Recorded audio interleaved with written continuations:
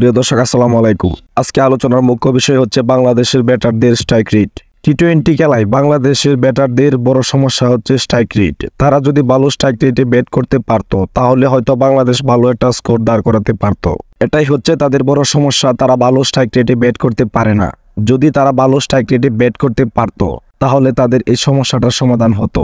আর এই সমস্যাটার সমাধান করতে গেলে তাদেরকে অবশ্যই মন খুলে খেলতে হবে।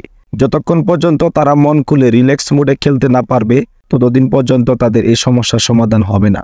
কারণ বাংলাদেশের প্রায় ব্যাটার তাদের দলে জায়গা হারাবে বলে কিংবা জাতীয় দলে সুযোগ পাবে কি না তা নিয়ে চিন্তা করতে করতে জাতীয় দল থেকে ভালো খেলার অভিজ্ঞতাটা নষ্ট করে ফেলে। বিশেষ করে যারা খুব কষ্ট করে জাতীয় দলে সুযোগ পায় তাদের ক্ষেত্রে এই বিষয়টা ঘটে। যেমন জাকির আলী, মাহমুদুল্লাহ রিয়াদ, তাদেরকে যদি পর্যাপ্ত সুযোগ দেওয়া হতো এবং তাদেরকে যদি মন খুলে খেলার মতো সাহস দেওয়া হতো তাহলে হয়তো এই সমস্যাটার সমাধান হতো। তাদেরকে যদি বলা হতো তোমরা তোমাদের মনের মতো করে খেলো এবং ভালো ভালো বল পেলে তোমরা অবশ্যই বাউন্ডারি মারতে চেষ্টা করো, তাহলে হয়তো তাদের এই সমস্যাটার সমাধান হতো এবং তারা ভালো করে খেলতে পারতো এবং ভালো স্ট্রাইক রেটে ব্যাট করতে পারতো।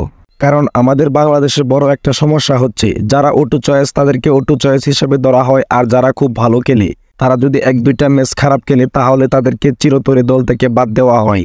যেমন আমরা বলতে পারি ইমরুল কায়েস, সাব্বির রহমান, পারভেজ হাসান ইমন, মুনিম শাহরিয়ার, এমন কিছু প্লেয়ার আছে যারা বাংলাদেশ ক্রিকেটে ভালো মানের প্লেয়ার ছিল, কিন্তু তাদের এক দুইটা ম্যাচ খারাপ খেলার কারণে তাদেরকে দল থেকে বাদ দেওয়া হয়েছে।